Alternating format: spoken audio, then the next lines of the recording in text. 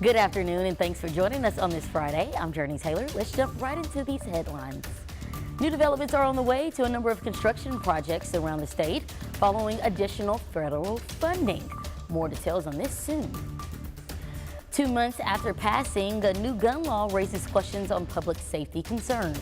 In 6 minutes, more on how this law is impacting local businesses. And parts of the economy are slowing down, but a better than expected jobs report suggests positive projections. More on those headlines later. Right now, more on our favorite day of the week. Meteorologist Scott Covert hit us with some good news. You know what? I have a lot of good news in our weather forecast. First of all, it feels good outside here at the noon hour. Temperatures around the state look like this. Most of us in the 70s. We're warming up. Lots of sunshine out there here this afternoon. 78 currently in Little Rock, 77 in Russellville, Hot Springs, and Searcy. Batesville a little bit cooler at 74 this afternoon. 76 our temperature in Pine Bluff and Monticello. We're going to continue to see some sunshine. I think there will be a few clouds building in by this afternoon. Other than that, the big story is the breeze. It's going to be breezy out there, especially going into the evening hours out of the north, 5 to 15 miles per hour. 80 degrees our afternoon high temperature. If you're heading off to one of those mini high school football games tonight, you might want a sweatshirt. Not only are the temperatures going to trend into the low 60s by the time the game's over with, you got that breeze out there as well. Might feel a bit crisp for a lot of folks. We should have a partly cloudy, eventually a mostly clear sky. What are we tracking going into the weekend? Well, there's going to be a cold front arriving tonight. That much anticipated cold front is going to usher in some cool and sunny weather for the weekend. We'll enjoy it. We'll soak it all up. And then going into next week, we see a bit of a warming trend. We'll take a look at how cool it's expected to get this weekend, plus a preview of what we're looking at heading into next week. That's all coming up in about 13 minutes. All right, thank you, Scott. In a developing story, a man is behind bars facing charges after trying to murder an officer in Pine Bluff.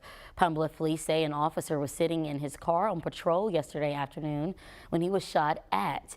They say his car was hit, but he escaped with minor injuries. 24-year-old Quantarius Sisson was arrested near their apartments shortly after. He's charged with attempted capital murder of an officer. Police are also looking for a second man suspected of being involved, 26-year-old Chadarius Avery.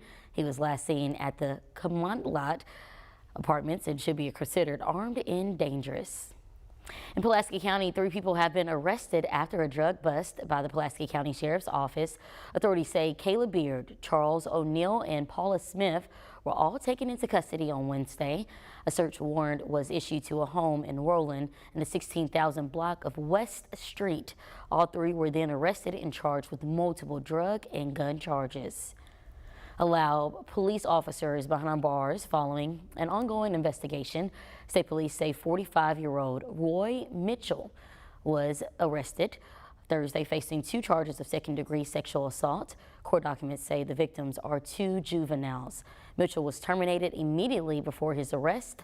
Officials say they started investigating Mitchell in late September after a call came into ASP's Crimes Against Children hotline. He's in custody at Washington County Detention Center. Now, ahead of an election year, the Pulaski County Election Commission's office takes measures preparing for the results, testing the equipment to ensure the accuracy of votes. The voting machines are 100% accurate, and that's according to a post-election audit by the Arkansas State Board of Election Commissioners. For this audit, they took a look at the 2022 governor's race in Pulaski County and by hand counting over 13,000 votes from selected polling locations, which was about 10.5% of total votes cast.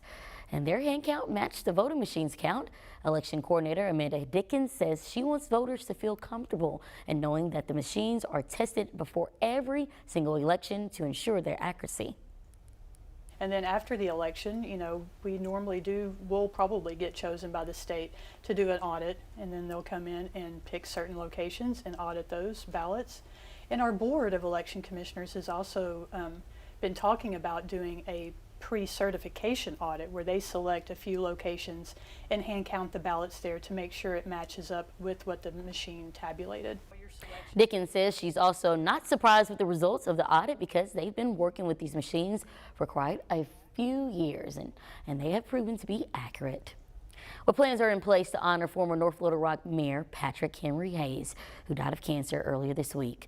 A celebration of his life will be held next Thursday, open to the public. It will be at 3 p.m. at First Pentecostal Church on Cavalry Road in North Little Rock. Hayes served as the city's mayor for 23 years, from 1989 to 2012. The Arkansas Department of Transportation is set to receive $785 million from the Federal Highway Administration, funds going towards improving a list of roads and bridges across the state, including new and existing projects. Cities like Benton are already seeing impacts like the creation of a new exit off the highway and a new roundabout. That's going to open up some more commerce for us. That's going to allow some of the businesses on one side of the interstate to be able to have access to. That'll be a really important thing. A number of other projects are on the way, improvements to Interstate 67 in Cabot beginning next year, as well as plans to widen Cantrell and West Little Rock starting in 2025. Now you can see the full list on thv.com. Well, concerns are about the details of new gun laws are in Arkansas raise questions from federal agencies. It applies to medical marijuana patients and concealed carry licenses. Act 757 says a person's status as a medical marijuana patient should not be considered when deciding if they can get a concealed carry license. The ATF sent a letter to the Arkansas Department of Public Safety this week saying the law creates a public safety concern. Right now, licensed federal firearm dealers have to abide by federal law instead of state laws, which has at least one dealer concerned this could start a domino effect. We're going to get ourselves in a position where the Arkansas concealed handgun license will no longer be usable as an exemption to the background check if the ATF continues down this path. The ATF has requested a response to their letter in the next 30 days. They want Arkansas to provide answers on how the state can ensure that concealed carry holders are not medical marijuana patients.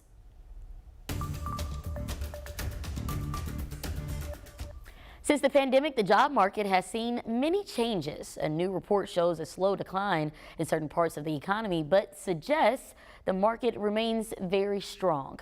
Natalie Brand takes us inside the numbers. The holiday hiring rush is already on. Amazon is looking to add 250,000 workers. Target wants to hire 100,000 employees, and so does UPS, which needs to fill a range of positions. Our part-time package handlers are going to be making about $21 an hour. That's just to start. Our drivers will be about $23 an hour just to start. A new report from the Labor Department shows overall the U.S. economy added 336,000 jobs in September, and numbers for July and August were revised significantly higher. The unemployment rate remained near a historic low of 3.8%. Why do you think this report was better than expected? The U.S. economy has remained much more resilient than has been expected. Mark Hamrick, senior economic analyst for the personal finance website Bankrate, says bars and restaurants are back to pre-pandemic staffing levels, and the government increased hiring, including new teachers. The outlook, in a sense, for the rest of the year with this newly gained momentum is better for the job market. But the Federal Reserve may not be celebrating. The Fed wants economic growth to slow to ease inflation, and these strong jobs numbers could mean another interest rate hike. There is a possibility of at least one more rate hike between now and the end of the year. The Fed makes its next decision in November. Natalie Brand, CBS News, the White House. Wages remain above inflation but tick down, and annual growth stands at 4.2%, the lowest since June 2021. Now, while the economy shows signs of growth, the United Auto Workers Union strike has put a spotlight on the number of temporary workers in the industry. At Stellantis factory that makes Jeeps, almost 1 in 5 of the 5,800 unionized workers are temps. There's no guarantee of full-time work for temps at the company. Those working at GM and Ford do get hired full-time after 19 and 24 months, respectively. The union is demanding better guarantees and pay for temp workers. U.S. drug maker Moderna plans to begin late-stage trials of its dual COVID flu vaccine in adults 50 years and older later this year. The development comes after the company says early-stage trials of the shot show the combined dose appears to elicit strong immune responses against both influenza and COVID-19. The drug maker says the combo, called mRNA 1083, is also as effective as separate shots and safe. We know that sometimes having to return more than once to get vaccines are not really always an option for most people. And let's face it, nobody wants to get shot more than once. So if we can combine 2 vaccines into one around the same time with the same seasonality, that's going to be a win in terms of public health. Moderna hopes to have regulatory approval for the new shot by 2025.